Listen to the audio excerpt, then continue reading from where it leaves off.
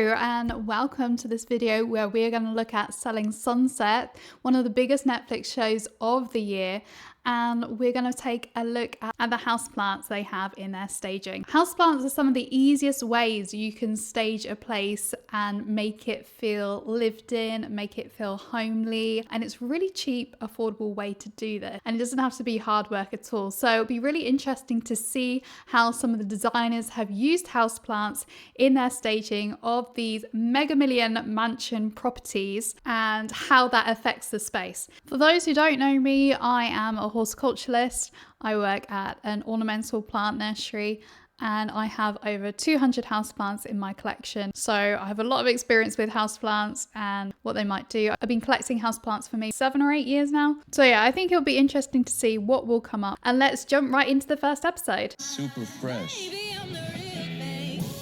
So what we got straight away, it looks like we've got a fig there. Very popular houseplants, great for low light. And it's an absolute classic when it comes to houseplants. Look how much it fills the space. It's great for adding height to a very large area. A lot of these houses are really large and they have really high ceiling. And there in the middle, we have the classic orchid. Now, I'm not really a massive fan of orchids, but they add some little bit of color to the space. This one's white, but it's bringing in with the more neutral dark tone of this room. Orchids are pretty good for low light conditions as well. They are epiphytes, so will typically grow on other plants in the forests, and they will get nutrients from the air and a little bit from the soil around them, but they will mainly climb up trees, fallen trees, from the edge of trees. So they are okay. Obviously they need light, like all plants, they need to photosynthesize, but they're good for low light conditions. There we've got some lovely more orchids going on, and we're in these massive terrace houses that are really modern and they tend to favor more the concrete aesthetic. It's not really kind of my vibe, but they do have more orchids, bringing that kind of greenery, a little bit of sense of nature to the space. I wonder what this one is over here. I can't see it properly. History of this. Oh, okay. So that's something that's really great. We've got these lovely succulents. So these are super easy terrariums that anyone can do really, and they're super easy to maintain because succulents, they don't need a lot of water, they don't need a lot of nutrition. You can grow them in damp moss. They're just really easy to look after, and they can add that green nature to your space. So I do like the pops of color at the back. We've got these orchids and a floral arrangement here. I'm not sure what kind of plant that is from this angle. A lot of people are now using this kind of centerpiece vibes for weddings. It's a bit more natural, and then your guests can take home a little bit of the centerpiece if they want to at the end. It's like a nice little memento. Outside we have got some palms. I think that's a few for shade. There weren't really many houseplants in that episode, just that one house that we were showing with Maya walking through. But there was another house that I think was Mary was showing around with the romaine, and there wasn't any plants in it, and it did look quite stark, to be honest. So let's see episode 2 now. I think they really did a good job of making a very nice modern feel, but also... So this is actually the same one that we saw earlier in the first episode that was just showcased. We can see a little bit more. They've got some succulents here and there. The fig really does emphasize the height of those ceilings, and it fits the space well. If you had a smaller plant there, it wouldn't look as significant, but I think the designer who put the plants in there really wanted to highlight the actual height of these ceilings. That's something that's quite inexpensive compared to normal housing. Ceilings are a lot smaller. In California as well, you want the ceilings to be taller because of the heat. They have so much heat there. You want the hot air to rise higher. And so cheaper buildings will have smaller ceiling levels, and more expensive ones will have really ginormous ceiling. And so that's why I think that fig was placed there. And we got another little succulent on the table just to pair it with the plant. It kind of makes the space a bit more, almost more feminine. We've got these dark masculine tones, and adding a little bit of greenery, adding a bit of florals into it adds a nice compromise to the space. They have elements in here that bring in. Yes, like So the it's not wood. too- It's definitely my style. These are all doors, so you open up. Wow, And that garden. and you This really garden get is the whole absolutely indoor, beautiful. outdoor living. Right. You get all So this is what I was saying with it's really popular now having these succulent displays on the table because they're so super easy. We saw this at Chelsea in the painted garden, and we saw the succulents placed out on the table as table features. Here we've got that coming back in. We've got the concrete, we've got the woods, we've got the plants, the natural tones, we've got sedums, echeverias in there, and we've got some sempervivums. In the background we've got these nice, I think it's ivy climbing up the wall. It really makes it kind of more of a Mediterranean kind of vibe. I really like this garden, even though it's more of a patio area than a garden. Like a lot of these houses, they tend to have more patio than traditional garden. But I suppose that they want it to be low maintenance as possible. light and the breeze that comes in. I agree. This reminds me of back home. Oh, really? Whoever built this house must be from Turkey. All the olive trees. And something that I think that's so great about this garden is we do have the concrete around the pool, the concrete of the modern building. However, we also have these kind of natural textures coming in with the bushes at the back, the shrubs. They're not completely manicured. There's a lot more texture going on, and it kind of brings the vibes together. So like when she said, looks like it's Turkey, we've got that kind of Mediterranean kind of vibe coming in. Yeah, exactly. See, it's meant to be. This is such a perfect house. The master suites. You told me that every room has a balcony, right? Exactly. See, look at those high ceilings. That's opulence. Hello, group. Wow, we've got loads of plants in the Four Seasons. Can we just appreciate the natural setup we've got here? I know this is an outdoor space, so you're going to get plants anyway. Look at all these textures. I think on the wall there is some sempervivums, or there's some kind of succulent climbing the wall. It might be an aeonium that they've got climbing up there, and it's mixed with some kind of ivy. And we've got ivy, or I mean, it doesn't have to be ivy. It could be something else, but I can't really see sort of a little softness to this corporate space. And again, we've got some succulents on the table, classic. And that's pretty much it for that episode. We didn't really see many houses. That is about Selling Sunset. I might have to do $1 million listing because it's mainly about the drama with Selling Sunset, but there are some magnificent homes that I think really do need to be looked at. So we're already on episode 3 of season 1. So this is one of the houses that Chriselle is showing. I'm not really much of a fan of this garden, but I do like how they kind of bring some of the landscape in there. We've got some, I don't know if this part of the property up here. We've got a little bridge and stuff. I think that's another property, but you can see the contrast between this more soft landscaping and really kind of working with the garden. And then down here, we've got absolutely hard landscaping. We've got a few plants if we'll have them, just to break up the space a little bit. I love the tall trees. Again, I would probably try and bring that nature aspect a bit more into the property to let it flow in. If I had this property, I wouldn't be complaining. But and here we have the classic orchids and some grasses, but they're probably fake grasses. If they're like that, I wouldn't think that these actually any of these were real. That's what it is with staging. A lot of these will be silk flowers or even plastic flowers, but silk ones look slightly more realistic. We are now halfway through the series because I think some of the later episodes have a lot more plants than what we've got going on. So this is their Oppenheim office, and you've got the classic orchid that looks like it would be real. It's probably real. And we've got some succulents over here. Again, a few more succulents to add some greenery to the space, a bit more natural elements to the space. It's very masculine. We've got the brick, the brown leather sofa, the industrial look going on. Not really my kind of vibe, but that floats your boat. Oh, well, look at that. Our fig has made a comeback yet again. I know, it's gorgeous. And the developments kind of so. There's another one. Not gonna lie, I have no idea what the little shrubs are, but they look like they would drop their leaves so fast if they were underwatered or got a little bit of an illness. There'll be a lot of vacuuming going on. Luckily, if you can afford something like this, you got staff to clean up. As this is an apartment that they're about to go into, I'm guessing it will be the grounds rent that covers the cost of someone going around watering and maintaining those plants. Well, it would have to be. This is a furnished. Yay, we've got some more plants, some Sansevieria in the corner, or mother-in-law's tongue. And I don't know what this tree is, but it's like a silvery birch. I can't actually find it on my phone, but if you know what that is, it's quite nice. Let me know in the comments below. It fits in with the really nice, natural, open vibe. The white stem reflecting that aesthetic. I like how bright it is. Isn't it gorgeous with links? Yeah, nice. This is it just feels grand. Then we have some kind of, I think that's a philodendron in the background. It looks like a philodendron. Philodendrons are great for houseplants.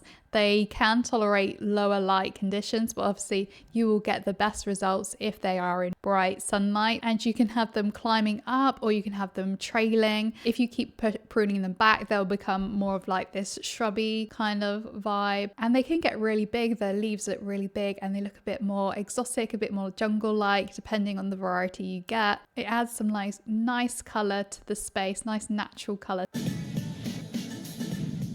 It's kind of a naff garden, like it's kind of a naff outdoor area. I know you're gonna sit out there and just sit by the pool if you buy it. You're not really into plants, but I mean, having these little plants that are probably even plastic pots, I would go for something a bit bigger just to fill this wall. It just looks a bit insignificant, just there. Not as a fan. See it, I cannot wait. I hope that it's way better. Oh wow, a fig.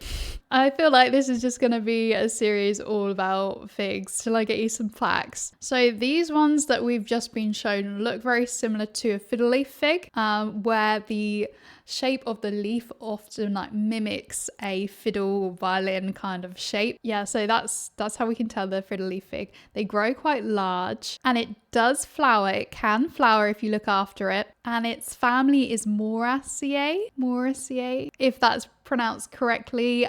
Do correct me if I'm wrong. I'm not bothered if you correct me. I would like to learn as well. The thing about big leaves in houses is they also need dusting. That can really impact how well your plant thrives, its healthiness and stuff. Obviously, if it's really dusty, it's not going to be able to photosynthesize as well, and yeah, that can cause some issues because it won't be able to convert that sunlight into the sugar that it wants. But a way to keep your plants looking this shiny is using a microfiber cloth. You can use a little bit of water, but if you've got chalky water like in the south of UK, then you could use something like a leaf shine that like Baby Bio do, and it really does work. A lot of people use it on their show plants as well, just to make it a bit more and it brings out the color really nicely, the vibrance of the leaves. Yeah, I love it. Love the cat white. I'm not a fan of this house. I'm not a fan of this like decorating in the style. Let's see the kitchen. Awesome. Not even an orchid in the kitchen. I didn't want to take away. Like No, it's clean, it's mud. We've got vases, they're empty. Oh, I do like these moss bowls. So these moss bowls are very on trend again from Chelsea. We had in that Mediterranean vibe garden. It wasn't the Mediterranean garden, but the garden inspired by the painter, and they had these handmade clay bowls that were aged, and it just looked beautiful. They had massive ones there, little bowls, and the moss really adds kind of that natural to the space, especially as it's so stark white, and it is giving doctor's vibes, surgery vibes, and not the most inviting, but this does break up the space. I love one can walk in and I love it. I love it too. I'm just mad about the vases not having flowers or anything in them. They're just empty vases. I know they look all right, but just stick something plastic in it. And we don't actually have another complete house for that episode. They're mainly still in the building process of them. So this is episode 5. Oh my goodness, thank you. Take a look at the view. This view's incredible. This is pretty big. It's over 3,000 square feet. I know not everyone's into houseplants and stuff, but you can see the contrast in. It just looks sterile. Well, we're sold on the view. Such a perfect I love take this. too. I'm sold on the TV. Is there I prefer this outside area compared to the other outside area that we just saw, the one that had those small little plants. Just because you've got these nice bushes that just break up this white on white on white concrete, and it's not completely all manicured. We've got this nice large tree here. You know, we've got some vines growing up. It's like trumpet vine. Right. Okay. So do not eat that. They're trumpet vine. Don't, you'll throw up. Joe, you will throw up. I'm not having anybody take you to A&E. You'll just have to die in the garden. So there's a little area over here, a California yard. I would call that. Is that AstroTurf? Other thing against AstroTurf, please do not use AstroTurf if you can help it. Just try and do something else. If you want to put gravel down, put gravel down. I know turf might be really heavy, especially if you're like got a roof terrace or something like that, but there are all alternatives. Put some planters down on, just have a concrete base, have some tile, just anything but AstroTurf. And in like that climate as well, it gets so hot. And then when AstroTurf heats up, you just get that smell of melting plastic or like burning plastic. It's just so grim. It just doesn't look good either, in my opinion. It's so shiny. Even that looks a bit naff. You got what, 3 or 4 stems in there, and they're just way too big for the vase. There's not really any foliage to that, and it just looks half done. It's not really a houseplant though, but Stare at yourself in the mirror. there wasn't really much in that house anyway. So we're just gonna move along. So they built all the way up to the hillside. As high as they could. He's spending $500,000 client, and this is It's gonna look like the renderings. I quite like it. You got that wood coming in, breaking up the kind of the concrete stuff. You got some of the grass down the bottom there coming in. It's quite nice how that they've incorporated that in like a pattern, and they're using like to create a bit of style to it, a bit of interest to just concrete driveway. And then we've got the palm trees, great for the climate. And we've got this nice organic kind of way. They've already got the palm tree in there. palm tree in there. And That's pretty impressive if it's going to be inside the home. So they're going to have a massive atrium for it to grow, because they grow bloody tall. so this is a beautiful space. Look at, we've got the orchids coming in there. Can't quite make out what this plant is. Is it one of those bulbs that grow really big? Flowers maybe, but yeah, you can just tell that this one is more of a home, and the other one's a bit more of a bachelor's pad, very masculine. Spanish home. And No, we want to see more of the houseplant. okay. Fireplace. Yeah, I got eyes. I can see. What have we got up there? A little, again, I can't really make out. Is it little, why is it giving me olive tree vibes, but it's so small? I don't know, but I like it. Never get. You've got outside the kitchen, which So this is where plants really come into their element. We've got lots of layering here on the outside. It's a very natural. This is where I think I would be a lot calmer surrounded by this than I would be a concrete swimming pool, a concrete patio, and tiny little bushy shrub thing. This I think makes you feel a bit, and I don't know why, maybe it's like maybe that would stress some people out if it's one that's growing everywhere, but I think it's more chill. Like you can sit outside drinking your coffee. Maybe that's more of a European thing than an American thing. I mean, they said it was a Spanish home, so it does give Spanish vibes with the landscape. open it up, have amazing ambiance. And we haven't got a fiddly fig in there. Transition. I think we only get like one house per episode that's like a full tour, and the rest is just them kind of like chatting shit or looking at houses that are still in development. So we are now on episode 6 out of 8. There wasn't really anything in this episode apart from, again, a fiddly fig. I know in future episodes, though, that there are actual more of a variety with their houseplants, so in a future series. But yeah, it's just interesting to see which one's the most commonly brought up. So judging by this, if you're going to get a houseplant, get a fiddly fig. It will help sell your home in the long run. Episode 7. Okay. Let's go. Cool.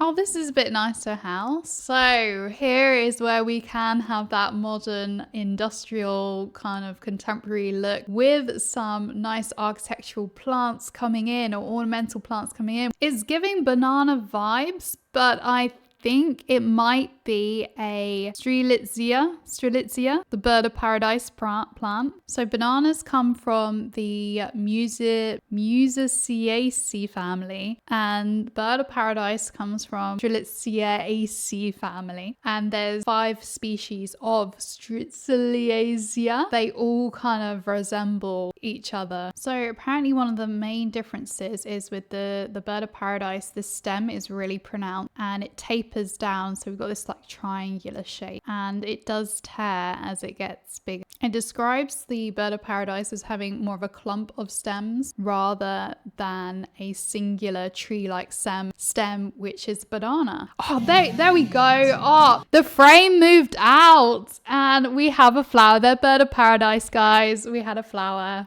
God, this took so long. Wow, the inside is such a stark contrast to the outside. We've got all those plants outside, and now inside we just got white, beige, and concrete and tiny orchids. I think they could have put something there if they were staging it. I guess it costs more to put a lot of things in staging.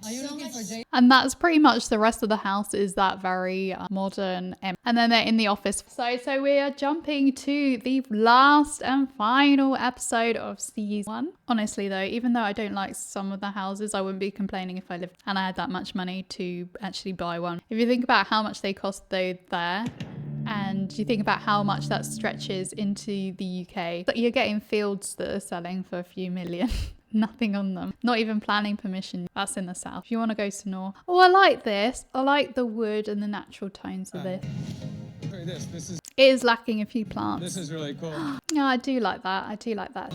That's pretty cool. Come out of the ground. What am I gonna say? What am I gonna say? What am I gonna say? It's the AstroTurf. Do you know how hot that gets? I'm pretty sure it's AstroTurf. So perfect it looks like AstroTurf. It's so hot in the sun. I'm hoping it is just really well kept lawn. And that is about that. There wasn't really many houseplants in these episodes, but if we take something from this, fiddly figs are the it houseplant. Even though I actually don't have one myself, but there's time to change that. The next few series, they are a lot more interesting. They've got a lot more plants in them. But I remember there's the plant wall in some of the latest series, so they do become a bit more organic looking, and it is interesting to see plants in the space. If you liked this video, let me know. If you can answer any of my questions that I've had throughout this video in the comment below, and if you made it this far, tell me your favorite plant in the comments below, and if you recommend any house plant, what is your favorite? Let me know, and I'll see you in the next one.